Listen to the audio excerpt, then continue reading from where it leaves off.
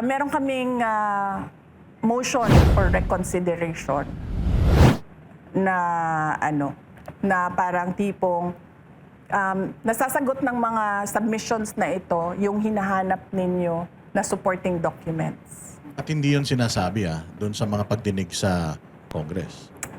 Siyempre hindi, kasi hindi sasabihin yun ng House of Representatives. Even nga yung credit notice ng Department of Education sa confidential funds, malinis na naayos yung submissions. Hindi nila binabanggit yan. Siyempre, ang kasi ng House of Representatives ngayon, sirain yung pangalan. Swerte na tayo kung ma-impeach siya. Dalawa yun sirain ang pangalan, i-impeach siya. So, kung hindi man natin makuha yung impeachment, at least sirang-sira na yung pangalan niya. Pero linawin lang natin, Boss Dada, yung notice of disallowance hindi ibig sabihin guilty sa paglustay o korupsyon. Ito'y sinasabi lang may mga kulang na dokumento na which is naibigay naman din po. Tama po ba ang aking intindi doon? Yes, opo. May submissions talaga kami. So after doon, pero yung part na nag-submit na kayo, wala nang nilabas ang Congress, ang House. Pagkatapos nung disallowance, wala nang sumunod. Pero meron kaming expectations na merong susunod. Kasi hindi naman sila titigil Inaantay ko nga sila na tumigil na ba. Kasi paulit-ulit na ako nagsabi, hindi ako yung problema ng bayan. Ang problema ng bayan, korupsyon, kahirapan, kriminalidad, illegal na droga, madami pang iba, kagutuman. Pero kayo po ang problema ni Martin. Ako ang problema ng makabayan, ng administrasyon ni BBM, ng asawa ni BBM mismo, ng anak ni BBM. Yan yung sinasabi ng taong bayan ngayon, 'di ba? Bakit tayo nakatutok sa paghabol kay Inday Sara? Ito ang listahan ng problema ng bayan.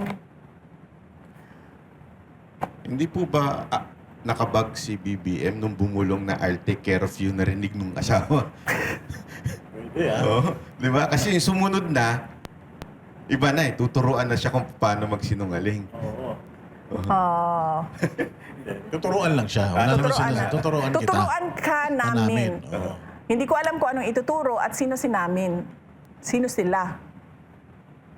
Hindi ko naintindihan yun na part. Pero naintindihan ko yung mag-ingat ka. Kasi pag sinabihan ka ng tao na mag-ingat ka, hindi yung ingat, bye-bye, ingat, hindi ganun mag-ingat ka. So pag sinabing ganun, ibig sabihin may alam siya. Ba't hindi mo pinaulit sa kanya yung hindi mo naintindihan? I mean, di ba? Pag may sinabi sa'yo, hindi mo naintindihan, ano yun? Hindi mo ba, o hindi ka interesado? Hindi ko siya ginanon. Hindi ko siya, ano yun? Hindi.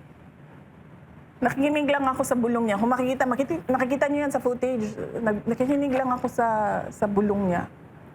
Hindi ko nga alam bakit nagbubulong May timeline nga yun Yung una, di ba, take care? Tapos, na-outside ako lang po siya. Kaya sila nag-meeting ni ma'am sa, kumain sa Davao. Tapos doon na siya, mag-ingat ka. Tuturuan kami. Mag-ingat siya sa asawa. Ano pa yung ibang mga instances na binubulungan kanya na hindi mo naiintindihan?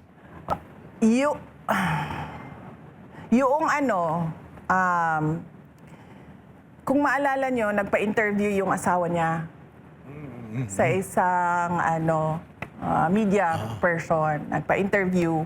Doon, tinreten niya ako, di ba? She crossed the line. I don't like her. Bad shot. Bad shot siya. Ano pa yung sinabi niya? Isang tawag lang yan sa Romania. Parang may ganun siya. Yung mga niya. Tapos ako, parang nagulit ako noon. Sabi ko, bakit ito siya nakikialam sa trabaho? Trabaho ko. Ito pa yung before ako nag-resign, Tapos nagkita kami ni BBM noon. Graduation ng PNPA sa Cavite. Ito na naman siya. Bumulong na naman siya ng hindi mo maintindihan. Tapos, sabi, nakuha ko, narinig ko, galit Yun lang yung na-pick up mo sa sinabi Ito na niya. yung pangatlong bulong. Yes, ito na yung pangatlong bulong. Kasi 2024 na ito. 2024 ito, April or May. Hindi nyo ba naisip na pinagpaplanuhan kayo ng asawa? Parang galit na galit sa inyo yung asawa? Nilang lahat. Alam ko naman na galit yung asawa sa akin eh. Kasi noong hindi pa niya ako kilala, nag-miss-send yan sa akin, ang asawa niya. Hindi ka pa yung magkakilala ha. Isang beses, birthday ni BBM, September si BBM, di ba, no? Isang beses, matagal na ito, hindi kami magkaibigan, hindi kami magkakilala. Bigla yan ng message sa akin na, "Hi, this is Lisa, and Bongbong's birthday is coming up in September, ganyan. May I request a video from you? It would really cheer him up," ganyan. Sabi ko, naisip ko pa, okay, sige, BBM, Marcos. O sige, nagpadala ako ng happy birthday message. September yon.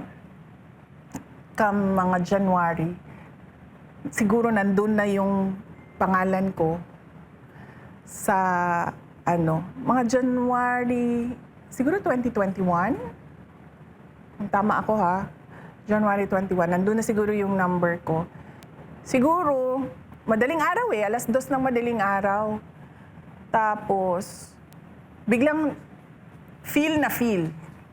Tapos merong link siya na pinadala sa YouTube. So, binasa ko. Sabi ko, alas 2 ng madaling araw, Lisa Marcos, feel. Tapos, may YouTube link. So, sabi ko, nahack ba ito? O lasing ba ito? Tapos naisip ko, baka lasing to kasi alas 2 ng madaling araw eh. Diba? So, inopen ko. Pag-open ko nung link, speech ko. Nagsi-speech ako sa Tapang at Malasakit. Nung taon na nanalo si PRD, tapos binuo namin yung Tapang at Malasakit. Speech ko yun doon sa BGC, sa Marquee Events Hall. Tapos, hindi ko siya sinagot. Kasi alam kong miss-send siya. Di ba? Kasi hindi naman tayo magkaibigan eh. Hindi tayo magkakilala. Tapos sasabihin mo, feel. Tapos link. Sabi ko, itong na ito, so hindi ko na pinansin. Tapos mga 1-2 days after, chinek ko yung kanyang message. Dinilit niya. 2. So sabi ko, tama nga. Ito, miss-sent. Wala siguro sa tamang pag-iisip na. So, nakamisent, oo. So, sabi ko, tama nga. So, skin-recap ko yun.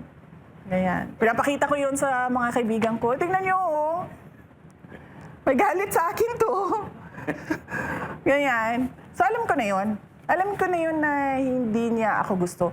Kahit nung kampanya man, lahat naman ng malapit sa circle nila, kasi unity may, diba? So, pag nagkukwento sa akin, sabi niya, uy, tina-trash talk ka nung asawa. Sabi ko, oo nga eh. Sabi ko, pero wala naman silang ikaka-insecure sa akin eh. Tumakbo na nga akong vice president eh. Tumutulong na nga ako sa bayan, sa kanila. Grabe, no? Hindi, alam niyo, kaya siguro baka isipin ng iba dahil lang sa asawa. Tinatanong natin to para malaman natin kung sino yung nasa likod talaga ng impeachment. Dahil malay mo, baka kasama pati sa pagplano yung asawa at saka si Martin dahil sila po'y magkamag-anak. Posible Tsaka kaya nag-stem to. Malayo pa yung election, 2021. May mga ganitong instances na eh.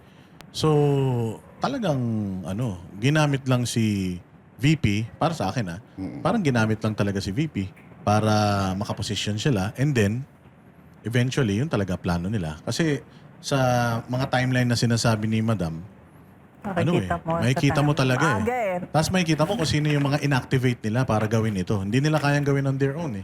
So, inactivate nila yung may galit sa inyo. Oo. Which is Makabayan. Di ba? Oo. Nagsama-sama sila. Tsaka yung dilaw. Yung mga yellow.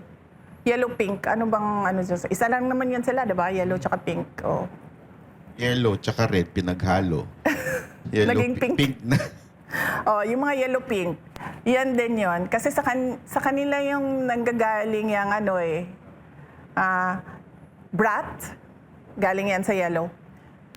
Siraulo, galing yan sa yellow.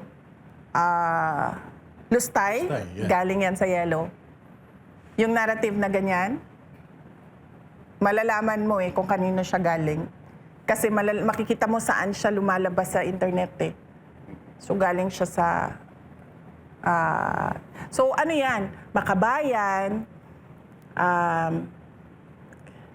BBM, administration, tapos pink, yellow, red. Dumadami yung kulay nila Pink, yellow, red So yes, pink, yellow, red. Tapos meron pa yung isa